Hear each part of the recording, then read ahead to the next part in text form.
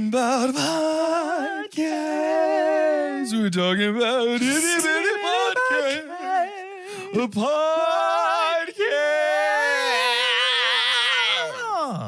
Merry Mini Monday Chunkies. I'm Carter.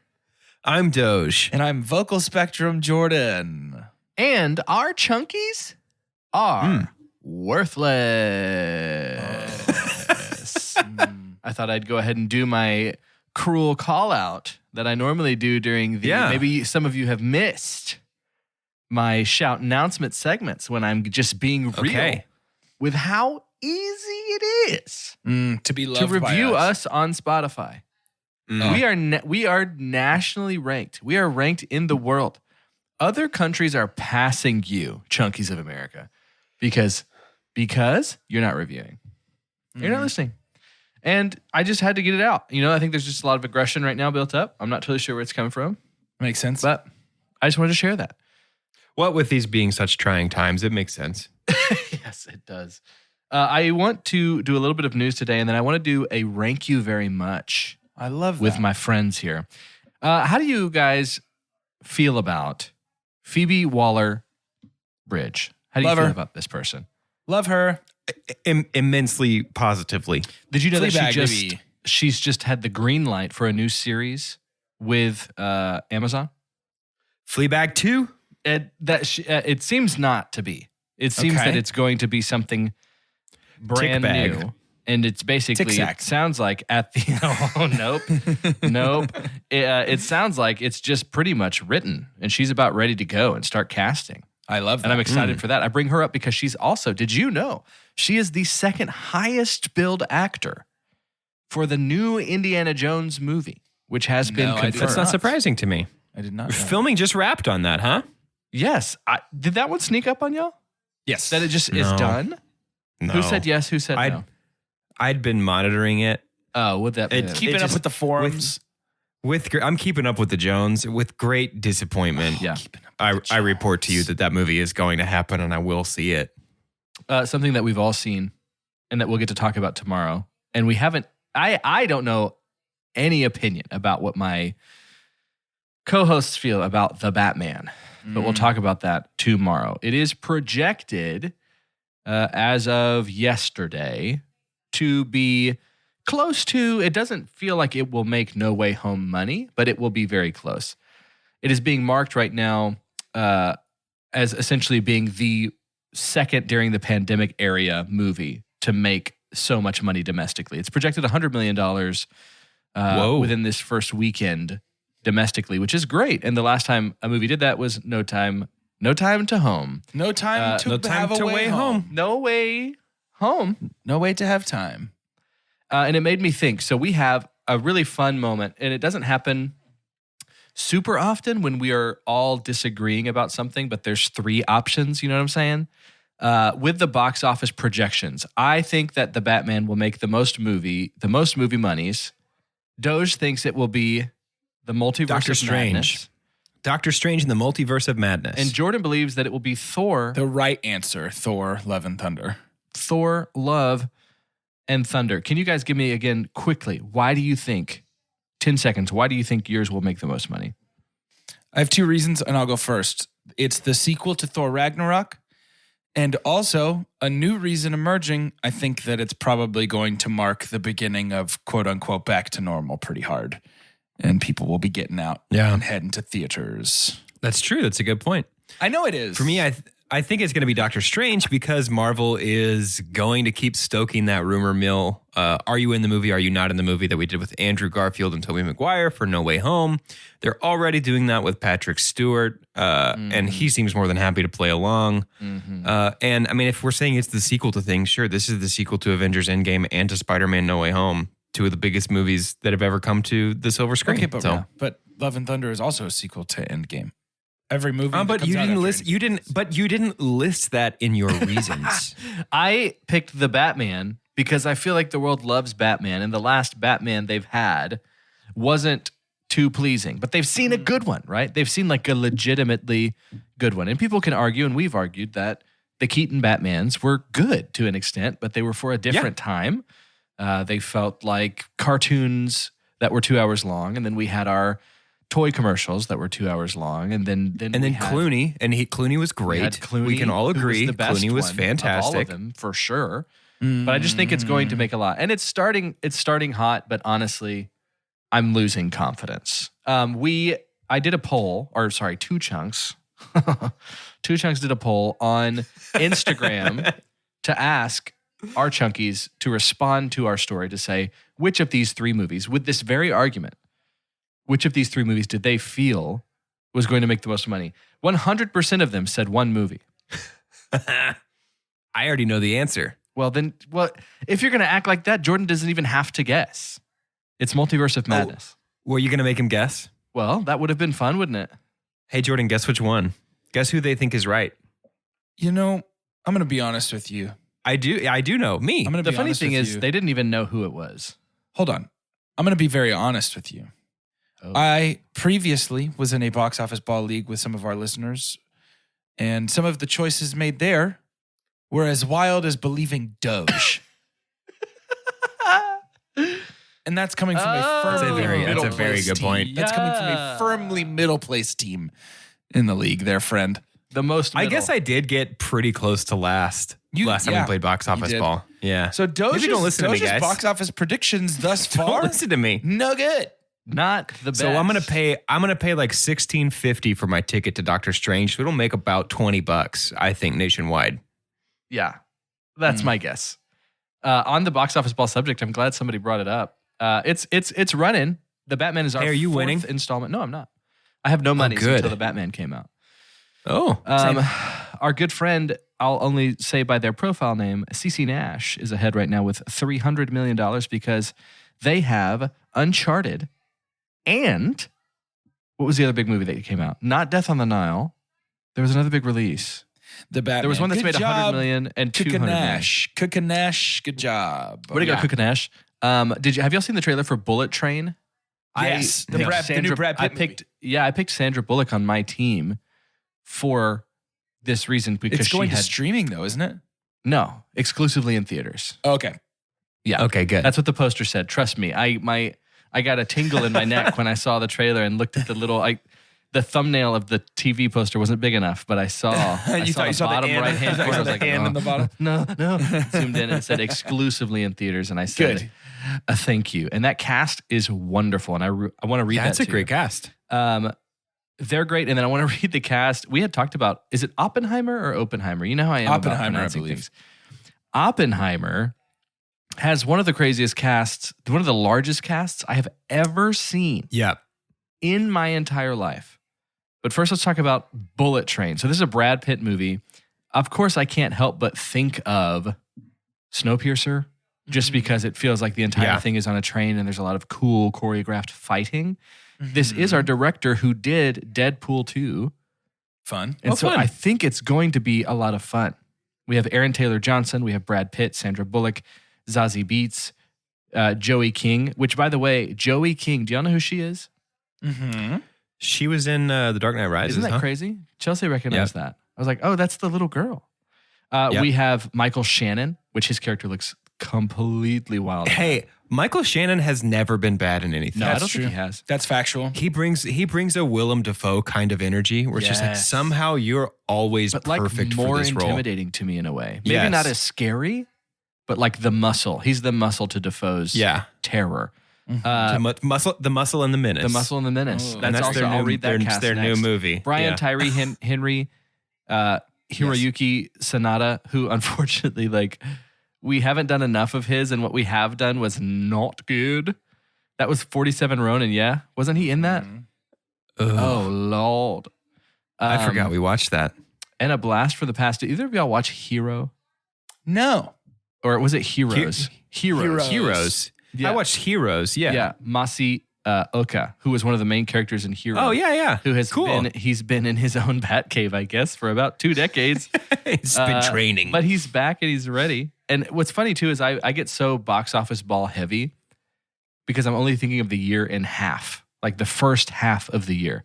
So I don't really think about everything else that's coming out because the second half of the year ain't too far away. But Oppenheimer right now, which is the story of the American scientist Robert Oppenheimer and his role in the development of the atom bomb, has, playing the lead role, Cillian Murphy, who I'm very excited to see in a lead role because I really haven't. I don't feel like movie-wise we do. Peaky Blinders, obviously, he's the main guy. The only thing I can think of is 28 Days Later. He's the lead. And that's like his first thing. That's like one of his first big things. Emily Blunt, Matt Damon, Robert Downey Jr., Florence Pugh, Rami Malek, Jack Quaid, who I love. If you've watched The Boys. Kenneth Branagh, Josh Hartnett, one of Jordan's muses, and I can't remember his name, how to pronounce his last name. David Desmalchian? Yes, David Desmalchian. Also Dark Knight Rises. Also Dark Knight Rises. Dane DeHaan just got added to that list. What was it? There was like one more. From the Dark Spider-Man Rises. From the Dark Spider-Man Rises. And then Jason Clarke, who was in Lawless with Tom Hardy. I like Jason Clarke. I do as well. A whole lot. I do too. But with all these movies coming up, I found this fun list that talked about 20. It didn't give like a ranking, but it just simply said the 20 best movie parodies of all time. You savvy a movie parody? Ooh. So a movie parody is essentially having a fun time with poking fun at a genre. And what's funny is Lego Batman feels to be this way. It is not on this list, but we'll talk about this. We have a Patreon episode that's coming out not too far from now. It might have already. Did it already come out? No. I don't think that would be Multiverse Gods? possible. I don't know if that's possible. That would be impossible. Temporally. But that essentially is a parody of superhero movies, but definitely Batman movies. Specifically Batman movies, yeah. Before we jump into that, and Chunkies, we'll give you some time here, maybe 30 seconds to a minute to start thinking of your list, and then we'll come right back. Let's listen to some of them juicy ads. It's not easy being the one everyone counts on to keep the facility running, no matter the weather or supply chain hiccup. But we get you, Raymond in Buffalo, and Maria in Miami, Jules in Minneapolis, and Stan in Central Indiana, taking control of everything that's under your control. At Grainger, we're here for you with experienced branch staff at over 250 locations so you get the product you're looking for. Call, click Grainger.com, or just stop by. Grainger, for the ones who get it done. So is this superhero parody movies or just parody movies? Nope, just parody movies and all. Okay. This is actually, and it is ranked. It's Screen Rant's 20 best parody movies according to Rotten Tomatoes. So these are actually going to be the top 20 highest rated parody movies. And for those of you that have not played Rank You Very Much with us, these boys will have opportunities to go back and forth and try and guess as many of these top 20. And they don't get extra points for having one that ranks higher than the other. Just simply have to have some things hit here. And they get 3 strikes. And 3 strikes and you're out. So it's just really a game of survival, some would say. You either win or you die. Which Who would Game like of to give Thrones a shot character first? was that voice? The Emperor. Mm-hmm. The Emperor of Thrones. I don't mind going first unless you would like to go first. No. Okay. Scary movie. Are we going to lock it in? Oh, I'm sorry. Scary movie, lock it in. Yes. Scary Yeah, of movie course. is on the I guess which list. number? And that's according to Rotten Tomatoes. Can I guess which number for funsies? Uh-huh. 4. 20. It's number 20. And there's 25 total, right? There's Is this 20 by total. Rotten Tomatoes score 20 specifically? total. By scores. Oh, okay. Well, then yes, of course it is not. The hair of your chinny chin chin. Of course it is not full. Scream. Good call. Lock it in. Bong bong. 1 strike for who I believe to be one of the better Rank You Very Much players in the nation. This is a surprising beginning. Yeah. A strange start from Mr. Dozier, typically on top of his game. He usually comes out straight away with a solid lead. But this evening, something's got in his head. I don't know what it is. Could it be nighttime energy? Let's watch. Monty Python and the Holy Grail. Lock it in. Bing bing. My man knows his parody. You want to guess that ranking there, my friend? 6. Number 2. Oh, wow. Good for them. Good for Monty. 97%. Cabin in the Woods. Nice. I say a bing bing. What's Sure. your guess on that ranking, my friend? 8. 7. Good. Nine- Whoa. Good 92%. And he's back after a disappointing start. He's back in the lead. Well, Speaking I'm of not. Monty Python, the episode where in Flying Circus where they're playing, they just make up a game. Have y'all seen that? I don't And they believe like chase so. they like chase the hula hoop, and they have all these bizarre rules. They're basically poking fun at cricket. Very, very funny. Worth a look if you can find it based off of my general description. Jordan, your turn. Funny guys pretend to play cricket. Looked it up on YouTube. No, at least do Monty Python. A Knight's Tale. Lock it in. Oh, such a good guess, but a bong. Interesting. I think that's a parody myself. I completely agree that it's a but parody. somehow this did It's not interesting. think it was, and I'm sure it's higher. Because than it's one of those Scary things that if it was, it would definitely be on the list, you know? Yep. That's interesting. Movie. One strike for you. Fair enough. Spaceballs. Nice. Very good. Yeah, that's number Lock it one. in. That's number one, 100%. Mel Brooksian himself. That, my friend, is a surprising bong bong. Whoa! Doge, I thought you had it, my friend. Whoa. Okay, well, I'm going to have to do it, and I'm sorry. As usual, this Strike whole two. thing is like, well, who decides? Who Yeah, decides I what's a know. parody movie? I know. Raiders of the Lost Ark was originally written to be a parody of 1930s serials and did it so good that it became the new standard for adventure movies. I hate that I'm going to have to do this to you, but it is Spinal Tap, and it is Lock It In. Oh, that's a bing bing. You got a guess? Probably one. Number 4, 95%. Oh, This is Spinal Tap, 1984. Now, Jordan has guessed 3 correctly. Doge has guessed 1 correctly. Jordan has 1 strike. Doge has 2. Doge can still streak here. And if you've listened to Two Chunks recently in our game, and streak is not a Streaking mispronunciation happens. of strike, just No. so everybody knows. no, He you can streaked get on out. a streak. But if I get this wrong, if I get this wrong, strike. Then Jordan just what wins. happens to me? Then Jordan just wins. Because we're not tied. Jordan wins, and he can just flex and keep going if he wants to. Doge, what say you? I'm thinking. Gosh, it all depends on who says it's a parody, I know. right? I know. Because there are some that I'm thinking of that are like, that's a pretty acclaimed comedy, and you could say that's a parody of this thing in general. Sure. So that'll definitely be on there. But like, The fact that Spaceballs wasn't is right, incredibly that shocking. kind of. I'm just to part the curtain. I'm trying to decide if I want to guess Best in Show, which would be a parody of like dog show culture, sure. or something that is overtly parody, like Epic Movie, that is going to have a 1% on Rotten Tomatoes. I don't know but, that the ratings but going to be high meet enough. the criteria on this list. I'll tell you that I do believe that just as your friend, Best in Show was going to be my next guess. So if that Yeah. helps you feel any better. I'll take it. I'll take it for you. Best in Show. Lock it in. Bong bong.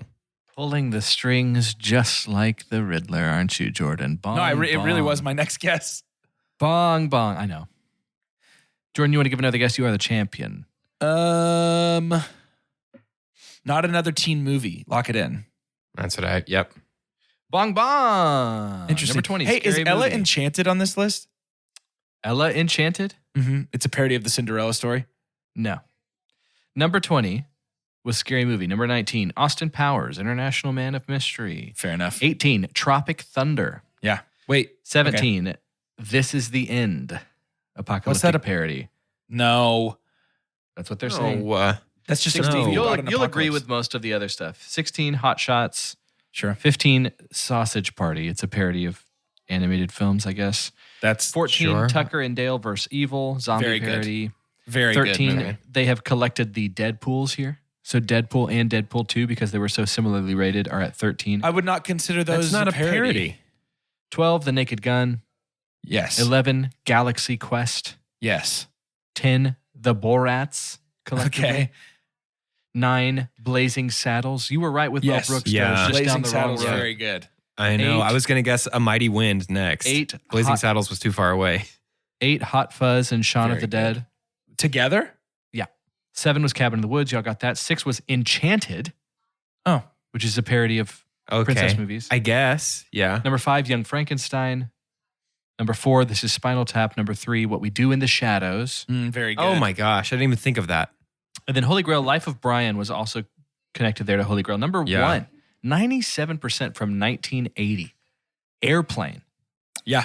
Okay. Yeah. So here's the thing is that I wouldn't consider about half of those movies parody. I actually take There you go. umbrage with the Take some definition of Dolores. parody here. I think that the person who has made this list has mistaken a genre comedy For parody. for parody in several cases here.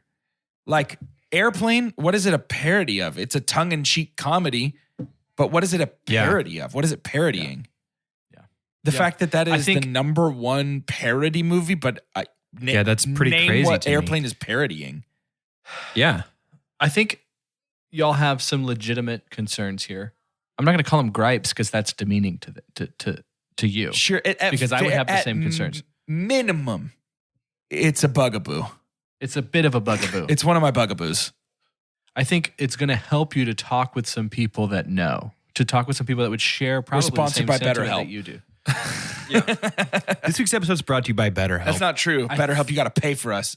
We haven't been there in a while because I think it's kind of been a little bit intimidating in the past. We've been a little embarrassed, anxiety-inducing, but we're going to play I'm not going to get this. some of the cool kids. No, We're not gonna- a chance. we're gonna play I'm with not the a cool chance because I don't know a single person in the Euphoria cast besides Zendaya. All you have to do is try and guess as many of the top 25 How about I go first since I lost? most Love that. popular. I These honestly are love it. IMDb's most popular celebrities right now. Doge? She's never left the cool kids table. She has a plaque designating her reserved seat at the cool kids table. Zendaya is seated at the head of the cool kids table and is carving the cool kids turkey as we speak. Man, She I is- know she's there, but I want her to not be because of how long you took to say that. She is number 16. She's actually dropped 5 spots, but that's correct. She's at the table. I normally tend to. It's a disease that I have where when somebody gets or something gets super popular, I tend to try and roll away from it. Zendaya deserves every ounce of popularity she gets. She's so phenomenal. wonderful. Oh my goodness. I am in love with her and her boyfriend, Timothy Holland. Same. Old Tom. Old Thomas.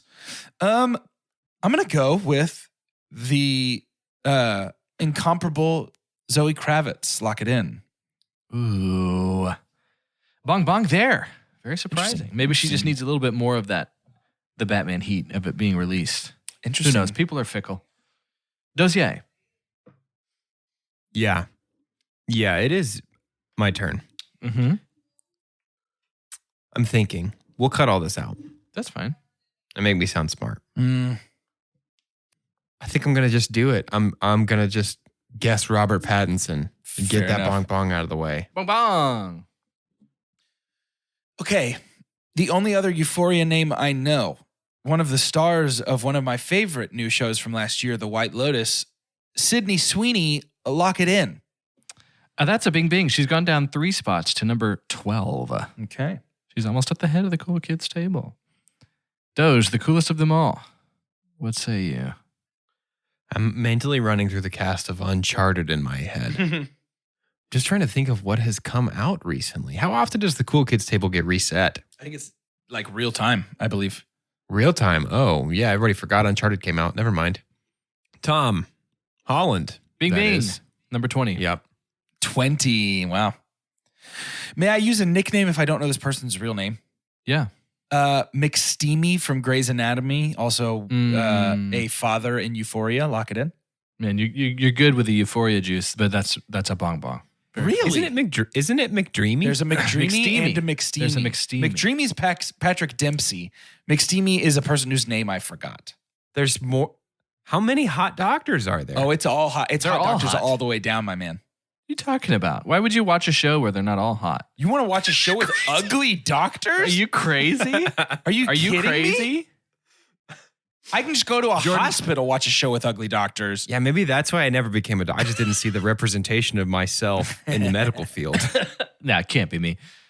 Just some of the notables in this top 25 at the We're cool not kids done. Are we table. done? Wait, we're not done. We're not done. Doge has 3 strikes. No, I just got my second strike. I He has don't. 2 strikes. I have 2 strikes, right? I have Okay. 2 strikes. Okay. Yeah. You sure do want to keep playing the game you hate? Yeah, I do. Well, I'm so not good at There's it. got to be a winner. Because it's me, McPodcasty. I'm the hot podcaster. Mhm. I'd love to play this game. Mhm. Nope. Take your swing, my friend. Fresh off the heat of Uncharted, the movie, I believe, for the first time in over a decade, the Cool Kids Table is welcoming back one of its founders, Antonio Banderas. Brother. Nope. So this is my chance to win because I went second, right? Yeah. Yep. One of my favorites. I'd love y'all's like flowery. Climbing Intros for my all of it. personal charts for like getting to the point where I will watch anything this person is in. The wonderful, the magical, Mark Wahlberg. the marvelous Mrs. Maisel, Rachel Brosnahan. Lock it in. Jordan. The parameters were top 25. She's She 26. has skyrocketed 68 spots Is she 26? to number 26. Oh, get out of here. Other notables at the like you don't even get credit for that. That was Get actually you're out doing of the right here. thing. You're doing the thing. She's probably had Tony the biggest Shalhoub's lead. number one, right? Yes, Tony Shalhoub's number one. Tony Shalhoub number one. Some notables here. Number 23 down there at the Euphoria end of the table is Maud Apatow, Oh, okay. who is Jude's daughter, who's great. Honestly, I got to catch a couple episodes with Chelsea of. It's not Jude, is it? Hang on. Do you think his name is Jude Apatow? What on earth? Oh, one of the two of us was going to let it go. One of the two of us was going to let I'm it gonna go. find it. I'm gonna find it. Judd? No. Yeah. No, yeah, that's it. No, it's not. It is. Yes, it is. It is. It is. Yes. Yes. You guys know that most of my U's have umlauts. It's just where I was raised. Jude Apatow. Maud. Jude Apatow and Maud Apatow. She was number 23. Tom Sure. Holland 20. We already said that one. Pamela Anderson Oh, yeah, because of her is new number show thing. 18. Oh, because of that. Because, Yeah. Obviously, we said Zendaya at 16. Jodie Comer at 14. For what? Sydney was there. Not Still Free Guy. No. There was a trailer that released recently. Hold up. What you famous for, though? Oh, Killing Eve. Oh, Okay. The final season of Killing Eve, I do believe, is on its way. Hunter Schafer, she down there, number 10. One of the probably the 1B to Zendaya's 1A in Euphoria. okay. And then we have Austin Butler, who is Elvis in the new Elvis movie. Oh, yeah. Which I'm down. Dude, if that's him singing, It is. that is shocking. That's Isn't that a really great? good Elvis. Yeah. Mhm. Number 4 is Lily James for playing Pamela Anderson. Yeah. 3, Anna Klumsky for inventing Anna. 2, Lindsay Perlman for what? Have y'all heard of Vicious? Is that like a big deal? I'm not We don't know familiar. anything on this podcast. And then, sorry, I just I wanted to don't say, know. number 1, one of my favorite people in the world right now is Julia Garner. She's number 1 by a long shot. A very, Cool. very popular young lady. To end this episode, it's kind of hard to tell what will be streaming. Like we talked about Bullet Train. It was like, isn't that straight to stream? And those of us that have played box office ball, that's one of the top things that we're trying to look for. And even if we're certain about something, it doesn't mean the studios can't just flip it. So it does feel like there's a few production companies that are holding on to, or streaming platforms that are kind of like, unless it's one of our big boys, we're just going to stream everything. Disney Plus is doing that with a lot of their movies. It felt like Encanto was to stream, and these are all like really good quality stuff. Turning Red is coming out soon, and I'm really excited for this, and I'm getting to know a little bit more about it. It's been interesting to see certain media junkets and marketing for the movies that feel like they can get lost in the fray, because as we say, and especially with things quote unquote coming back with these movies we're projecting to make so much money, it's got to be hard to differentiate yourself. If you are not attached to some bigger platform or some like an A24 all the way up to like something that, you know, Disney is doing, it's kind of hard to do that. And even with Turning Red as being a Disney movie, one of the things that I learned is there is a band that is supposed to kind of be a play on, a parody of One Direction. Have you heard about this? Mm-mm. No. The plot of Turning Red is built around these girls' love for this band, and I think they're going to a concert and possibly even meeting these band members. And the writers for the popular music for these guys are Billie Eilish and Phineas. Very good. Cool. And if you listen to this, they were like, we were just trying, there's a fun interview with them right now. I think it's also on IMDb, but they were like, we were just trying to get a bit of that early 2000 flavor. We kind of grew up in that. We wanted to just make sure. So we had to have the popular song that everybody likes and everybody knows. We had to have the ballad, and they like show us a cutscene of the movie, and one of the guys is like a mermaid in like a music video. And then they've got the one that's like the pump up, like getting you ready. If you were to write the music for a band in this scenario. So let's say that Disney was coming to you and they're like, hey, we're going to narratively build this around these girls going to this concert. We don't really care what kind of band it is. We're just going to give you free reign to do whatever kind of music. And what do you feel like is your wheelhouse? What do you feel like you could write for? Who do you feel like you could sound like? To end this episode, I want your name, and I want you to tell me what's your flavor. I just need your name and your flavor. There's room to be more creative if you want to. I mean, I know you guys, we've got our good nights, we've got our bad nights. Mm-hmm. Mm-hmm. Which one do you think this is, listeners? I know what mine is. Oh, Jude Apatow. I wish we just had a cut. I wish we had the time and energy to go through and just give us a 2-minute long clip of all the names, 1-second intervals of all the names that I've gotten wrong. If there's ever a week that we just can't find time to record, then we just need to release that as a mini Monday, a super cut of Carter messing up people's names. I'm Carter, and I might be stealing this from y'all. No, I know what I can do. So mine is going to be a show about like parents. I know Pixar is kind of geared towards, it feels like there's a lot of kids in Pixar movies. I know it reaches everybody, but this one is going to lean in on the parents. They're going to a concert, and it's going to be very Carly Simon, James Taylor type vibe of just this like, but it's current day. So all the kids are like, I don't get it. Y'all, I was listening to Never Die Young, which is a 1988 James Taylor album. Yeah. That we had as a cassette in our Oldsmobile growing up. It is literally as old as I am. And I cannot tell you the nostalgia that flooded through my body. It felt like it wasn't even meant for, it's like, am I feeling the same thing that a 64-year-old is feeling right now at 33? It's absolutely bizarre, but I guarantee you, I could give you just I think his name, we'll have it be her. Wendy Waverly is like this super popular folk. Super popular Laurel country. Canyon folk country singer in 2022? No, she was back then. I'm like, it's a reunion. It's like she's coming back and bringing some of her friends. That's my vibe. That's my flavor today. Bit of Linda Ronstadt, Eva Cassidy. I'm Doge, and if we're being honest with ourselves, ever since we made our Time for Love song last year, I've just been downloading more and more of those kind of vintage sounds. I think I could nail a Richard Marx. I could get a pretty good Richard Marx kind of vibe going for. Yes. I mean, kids are not into that in 2022, but that's one of the many things wrong with this world today. I would say. I've had some Bryan Adams stuck in my head recently. Sure. This is heaven. I'm Jordan, and it would be the love child of the Wiggles and My Chemical Romance. My wiggical romance. Sort of like an unbelievably positive punk. How do you even do something like that? It's just like, when I was a young boy, my father took me into the city, and our relationship was great. Relationship was grand. Everything was good, and nothing was bad. Hot With potato. Little bit of the Randy Newman flavor in there too. I like your flavor. Yeah.